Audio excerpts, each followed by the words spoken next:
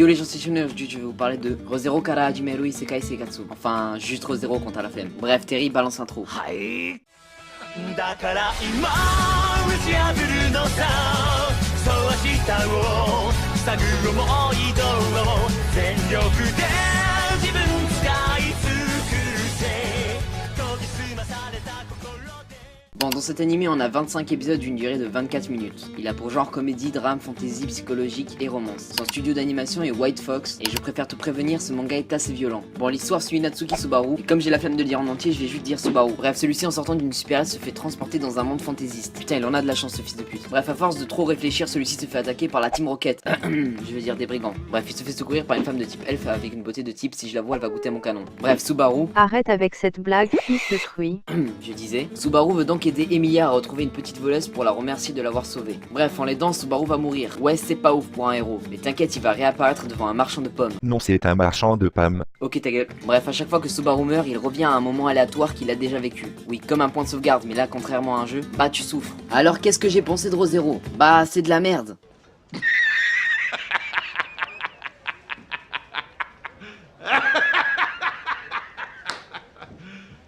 You serious?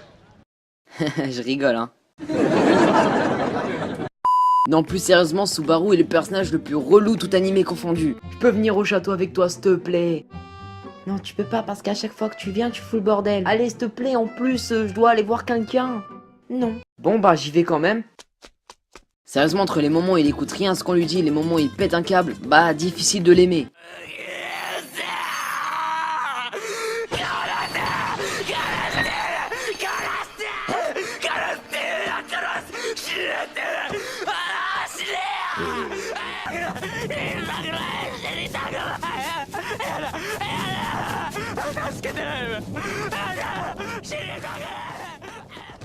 Enfin un héros d'animé qui n'est pas over-cheaté. Je dirais même que c'est la première fois que je vois un personnage principal qui vit dans un monde fantaisiste aussi nul à chier. Mais bon, comme il revit toujours et qu'il se fait aider par tout le monde, bah ça se compense. Bref, les autres personnages sont assez cool. Comme par exemple... Wilhelm van Astoria. Ce personnage, sans déconner, il est méga charismatique. Rien que sa façon de parler est badass. Il est l'une des personnes qui maîtrise le mieux l'épée. Il la maîtrise tellement bien que son surnom est Sword Démon. C'est pas toi qui aurais un tel surnom, enfant qui aurait dû être avorté. Les méchants, c'est pas très gentil les méchants. Ensuite, pour ce qui est de l'histoire, bah ça casse pas trois pattes à un canard, mais c'est intéressant à regarder. Puis à la fin, il y a pas mal d'actions, du coup on peut dire que ça remonte un peu de niveau. Surtout quand ce Sword Démon défonce Il la... ne faut pas spoiler enfant des îles.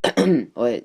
Désolé, je me suis emporté. Ensuite, si on devait parler de graphisme, je dirais que c'est assez basique. Ça respecte la qualité de nos jours. Qui plus est, il n'y a pas de moment où le dessin se casse la gueule. Et où t'as l'impression de voir le dessin d'un gamin qui ne sait pas faire la différence entre son pied et sa main. Bref, je ne dis pas que l'anime est nul ou excellent. Mais je peux vous dire que quand je l'ai regardé, bah je me suis pas ennuyé. Il y avait certaines scènes qui étaient assez cool. Et je peux avouer qu'il y a eu des moments où j'avais l'impression que tout était perdu pour le personnage principal. Et ça prouve que le scénario est plutôt bien travaillé. Car quand une scène te donne l'impression que le personnage principal ne peut plus rien, bah tu peux dire que ton scénario est réussi. Il est vrai que l'histoire est aussi assez originale. Et je pense que c'est l'un des facteurs qui a donné son succès au manga puis à l'anime. Et sûrement pas grâce à Subaru. Mais heureusement que d'autres personnages sont là pour rehausser le niveau, comme Rem qui est un personnage assez attachant, malgré ses débuts où je l'ai personnellement trouvé insupportable. Enfin bref, je te conseille d'aller mater cet animé, sinon on ne lâchera pas une miette et je suis sûr qu'il aura sa place dans tes animés coup de cœur. En tout cas moi il y a trouvé sa place. Bon voilà les gens, c'est la fin de cette vidéo. N'hésite pas à me proposer des animés pas trop connus, parce que si tu me proposes l'Attaque des Titans ou One Punch Man, bah voilà ça sert un peu à rien quoi. Et puis je parlerai sûrement d'un animé que tu m'auras proposé. Enfin bref, propose quoi. Entre potes, tu comprends. Tu peux pas me laisser avec zéro proposition, s'il te plaît. Bon si tu as kiffé la vidéo, tu sais ce que tu as à faire, liker, t'abonner et tout et tout. Puis moi je te dis à la prochaine pour une nouvelle vidéo. Ciao.